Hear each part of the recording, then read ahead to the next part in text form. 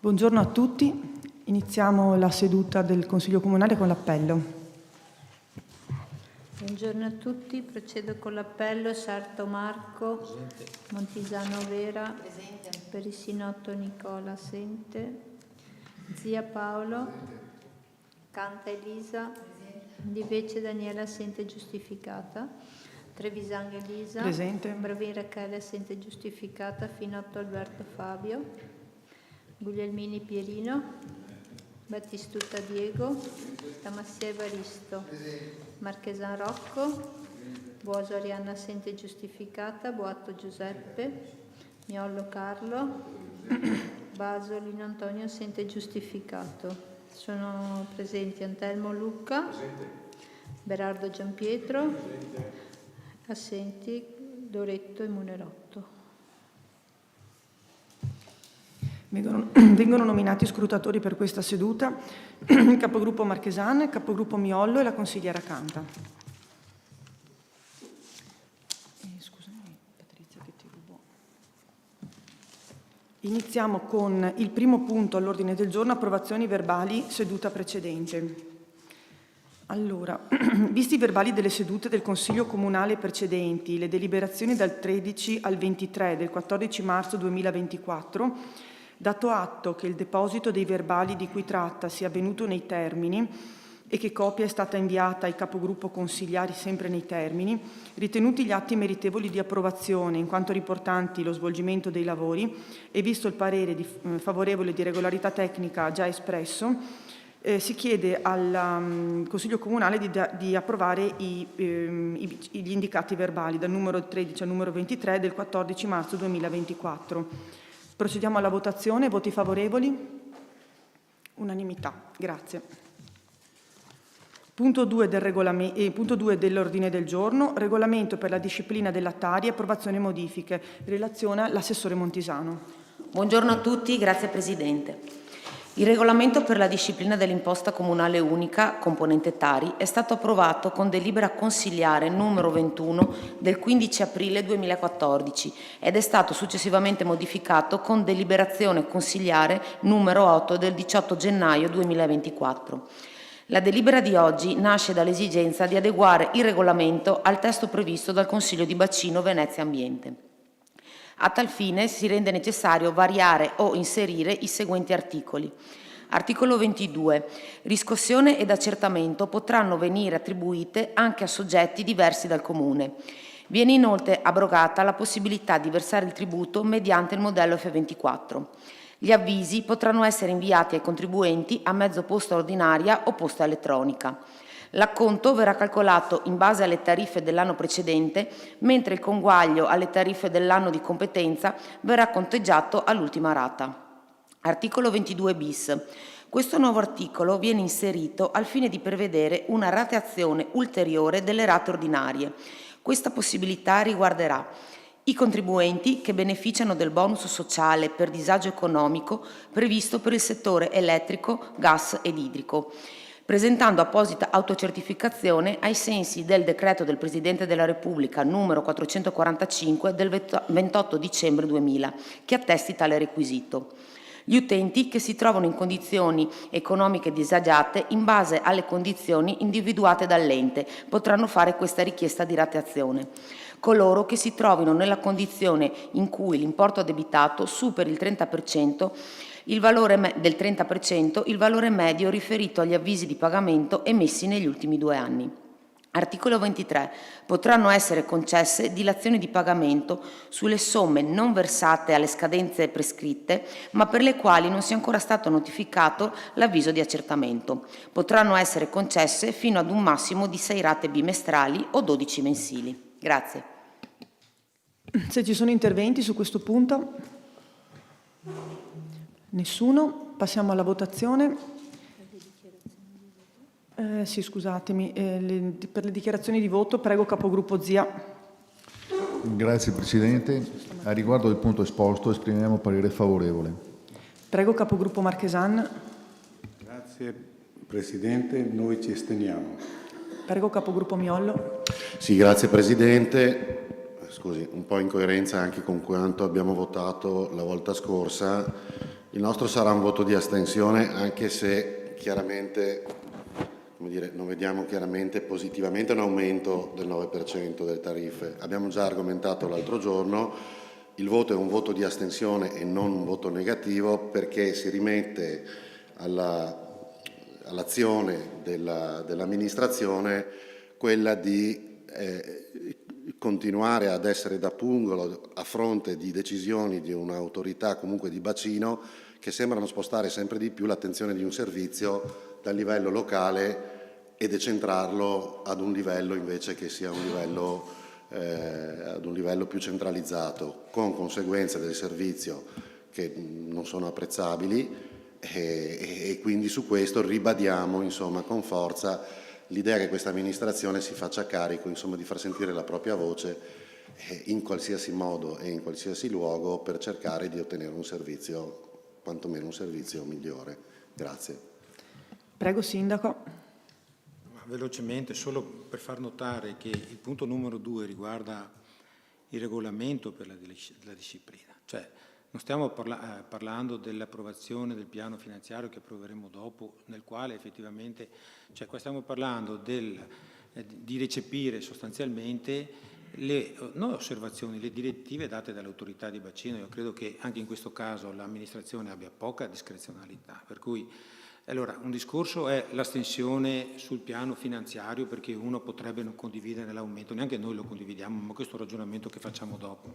L'adeguamento invece dal punto di vista normativo è un passaggio obbligato dal quale non possiamo voglio dire astenerci e far finta di nulla. Detto questo però era semplicemente un'osservazione, perché questa delibera non è propedeutica al confezionamento dell'altra, questa delibera è semplicemente recepimento delle direttive che l'autorità di bacino ha dato e che tutti i consigli comunali dovranno recepire per adeguare il regolamento nella facoltà che viene data, ad esempio, di rateizzare, di poter in qualche maniera agevolare il contribuente. Il senso del punto 2 è questo.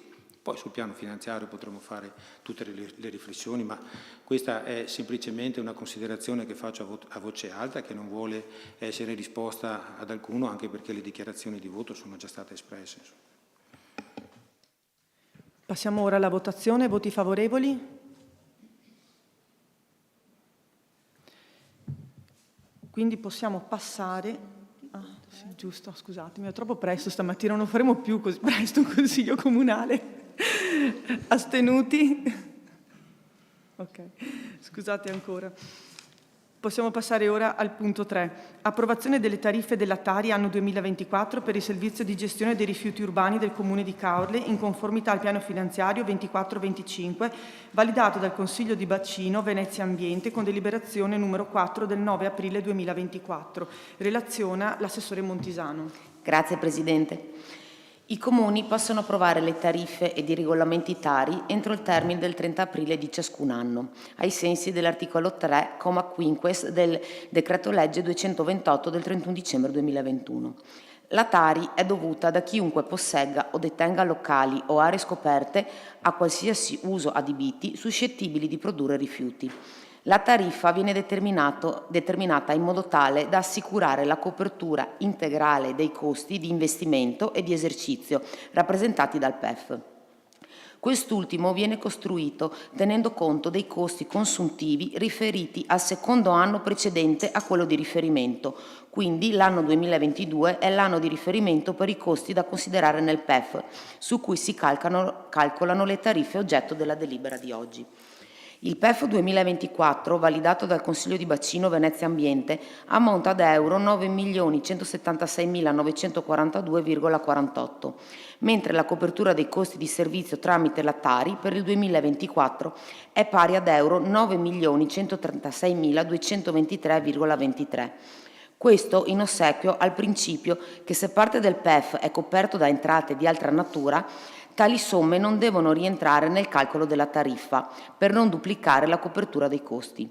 Per il 2024 le detrazioni applicate ammontano ad euro 40.715,55, che sono dati dalla somma del contributo MIUR, che copre il costo del servizio asporto e smaltimento rifiuto delle scuole pubbliche, che sono 5.058 euro, e dalla Tari giornaliera riscossa assieme al canone unico patrimoniale nei casi di occupazione temporanea di suolo per il mercato, che sono 35.659 euro.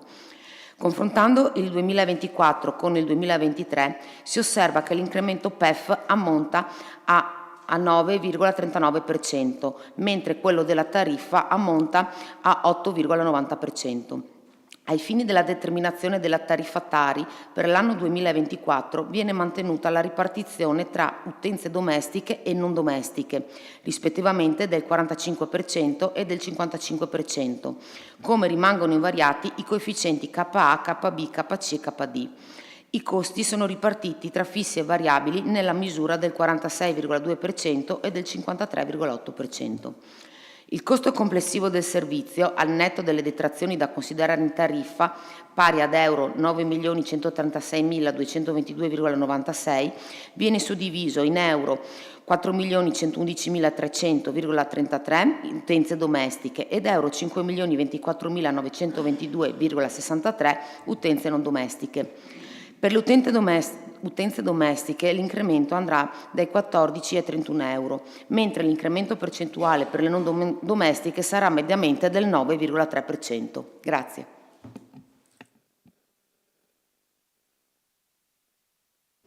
Ho richieste di chiarimento su questo punto?